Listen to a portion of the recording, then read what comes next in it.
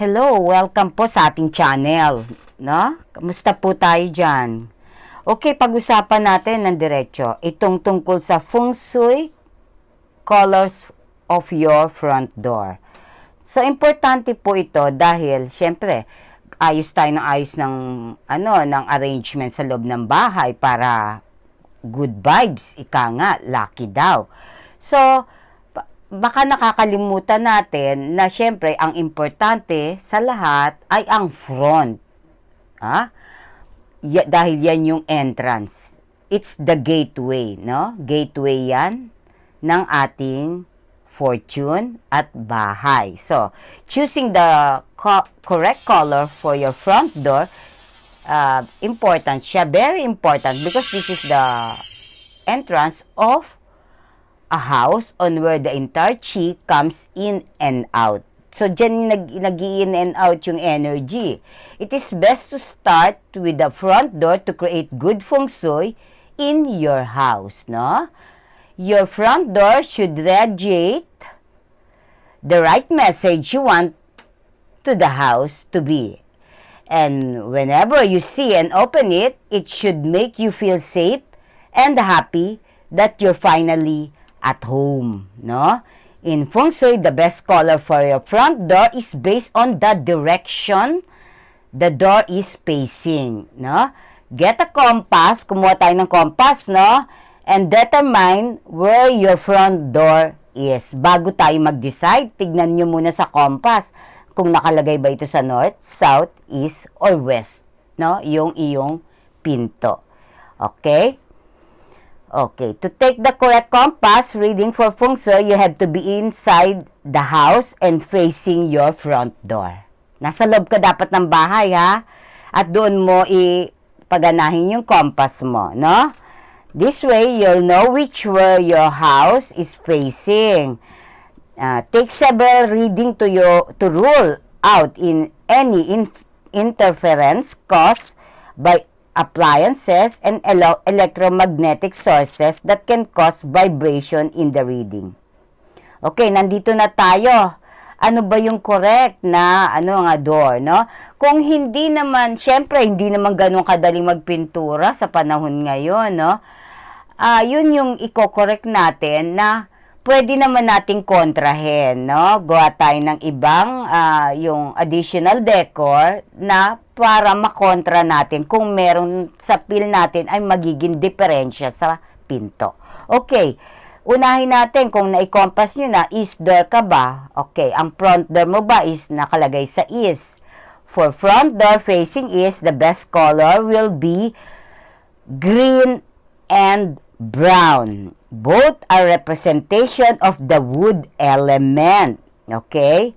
Dahil ang east ay sa wood element, nature, and symbolize renewal and nourishment. This will bring in great energy into the house. That is good for the health. No? So, yun nga. Yun ang nila, mas maganda kung yun ang color mo. No? You can use any shade of brown or green to complement the outdoor. Okay, mag-shade ka na lang ng brown or green, no, to the complement of the outdoor. You can also use color that are supportive of the wood element, like blue and black from water element, no? Yan yung pan-support dyan na kulay, no? Susuportahan nyo ng blue and black for water element. Okay? Unahin lang natin muna ito, then kung ano yung pwedeng i-kontra kasi kung hindi naman hindi naman mapipinturahan agad, ano yung pwede nating ilagay para mabalanse natin, okay? For east doors, avoid the following colors that are destructive cycle against wood element. These are colors of element fire and metal, and their colors are white, gray, orange, yellow, pink, red, and purple, no? If you cannot repaint the front door, you can use other decoration to bring in the wood element to your entranceway. Use plants that have lush green along the front entrance, or use a green or brown doormat. Oh, yon. Di mo kailangan palitan yung kulay ng ano mo, ha? Green or brown doormat or green leaves along the front entrance way ay magiging healthy ang entrance mo. Okay? So, okay, next tayo. The southeast facing door is considered to be a door. Southeast, ha? Southeast door. Southeast facing door is considered to be a door for money and wealth. So, kung bibili kayo ng bahay, tignan nyo rin, ha? At least pakinggan nyo to kung saan nakatama yung pinto. No? Southeast door facing is considered to be a door for money and wealth. This is amplified with the door with the wood element and colors of green and brown. No? This direction is also associated with prosperity. Thus can be paired with the element that significance abundance. The colors blue and black represent the water element which draws in energy of abundance. So yan na, blue or black daw, no? Okay, like door spacing is avoid colors that are destructive of the wood element. Avoid the colors of fire and metal element like gray, white, red, pink, and purple. Okay? Yan yung i-avoid kung nasa southeast ang door mo, ha? Okay? Southeast or like door spacing east. Mostly yung naka-face sa east. Okay? Okay, south door tayo. For door facing the south, you need to emphasize the fire element. The colors of the fire elements are red, pink, orange, yellow, and gold. Okay? South, you need to emphasize the fire element. No? The colors of the fire element, red, pink, orange, yellow, and gold. No? Yan ang gamit mo dapat pag south ka na sa door mo, ha? Then, red is the most auspicious color and painting your front door red draws in chi for prosperity. Okay? And luck. Red brings great attention to the front door, which is synonymous to frame. Yung red daw ang gamitin natin dito, no? Avoid painting your door with water and earth color. Avoid mo yung yung painting your door with water and earth color. Ano yon? In the we sing, destructive cycle water and earth element can put out fire. This includes, ito yon, yung sinasabing water na color, no? This includes black and blue and decorations that signify the water element. Okay, yung parang, ayan, sa tubig, di ba? Bluish yun, dahil water blue, no? So, i-avoid daw yun, no? Southwest door, the front door that facing southwest is often chosen by ancient Chinese as best door for love and marriage. So, kung southwest, love and marriage door yun. Yun ang nadodraw ng southwest, no? Okay. You'll draw in good chi if you choose color of the earth element on this door. Earth element ang kailangan dito, ha? However, the most feng shui recommendations, the element of fire can also be used in this direction. In the Wuxing creation cycle, fire can create earth in the form of ash. Okay? Therefore, the best color for a southwest facing front door are earthy color. Earthy, ha? Ano ito? Ano yung earthy colors? Red, pakinggan, purple, orange, and pink. Okay, yan ang kulay niya kung nasa southwest tayo. Magkaano yan eh? Southwest yan, ha? Okay, facing front door. Okay. Red, purple, orange, and pink. Pag southwest door kayo. Okay? Avoid using color like brown, green, blue, black, and gray. These are colors of wood, water, and metal elements that are destructive to earth and fire element.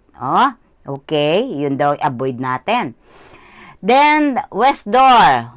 Metal element bring in good feng shui for front door facing the west. These doors correspond to creative and best used with color like white and gray. Kung west door tayo, no? Kasi creative energy ang dinodraw ng entrance nito. Avoid using colors from the water and fire element, which are destructive by cycle to metal element. Okay? Destructive daw ito. By cycle to element, refer to the whooshing destructive cycle to see which element destroy metal. The color that you should avoid are red, blue, black, purple, pink, and orange. Okay? So, hindi ba sa ay, swerte ang pula. Kasi karamihan, naaano natin yun sa Chinese, swerte ang pula. Pero ngayon, napag-aralan natin na hindi ko mo pula, swerte. Depende kung saan ka naka-front, yung north, south, east, west ba ang pinto mo. Dahil baka imbis na siwertehin, makontra pa lalo. Kagaya dito, 'di ba? Na west door, 'di ba? Na hindi po pwede na maglagay ng ng ito naman. Avoid the color. The red, avoid mo dito sa ganito, 'di ba? Okay, northwest door tayo. A house with a northwest facing door is associated with kindness, kabutihan. This bring in blessing to the home and helpful vibe to people who live in it. The element of this door is metal.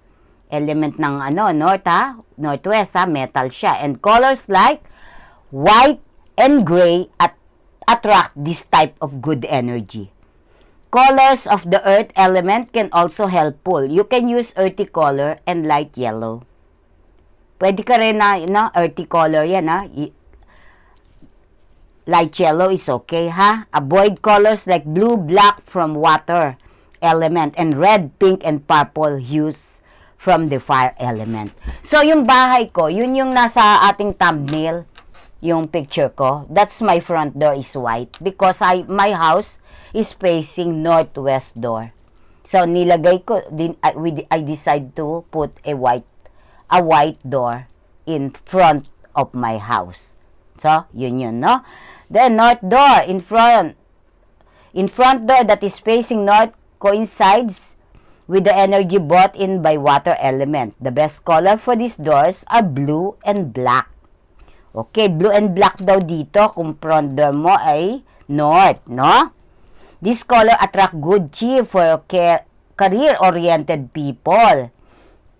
Maganda rin ito kung bachelor ka, sa tingin ko. Yun, kung north, maganda pa kung north door yung kunin mo.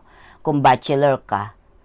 Kasi, syempre, pag bachelor ka, you are more, mas masyado kang concentrated sa iyong career, sa iyong paglago, pag-unlad. No? Okay. This color attract good chi for career-oriented people and those who need to focus on their chosen path of life. Oo, halimbawa, magsosolong bahay ka na, magsiseparate ka dahil magsisimula ka na after graduate ng college and you want to establish new career, maganda siguro ang mapili ninyong apartment is in fronting na north door para masuportahan kayo ng yung iyong career, no? Career. Apart from blue and black, you can also use white and gray colors. These two represent the metal element, okay, which enriches water element based on the creation cycle. The colors should avoid are green. I-avoid daw natin, wag nating yung green, brown, wag yon, no? Red and pink hues. Also avoid using decorations or objects that represent the fire, wood, and earth element. Avoid yung decorations na nagre-represent ng firewood, fire or wood and earth element. I-check nyo na rin yun kung ano yung mga pwedeng na i-avoid ninyo na fire, no? Fire element, no? Then, na natin yung northeast door. If your front door is facing the northeast direction, the feng shui element for this is earth.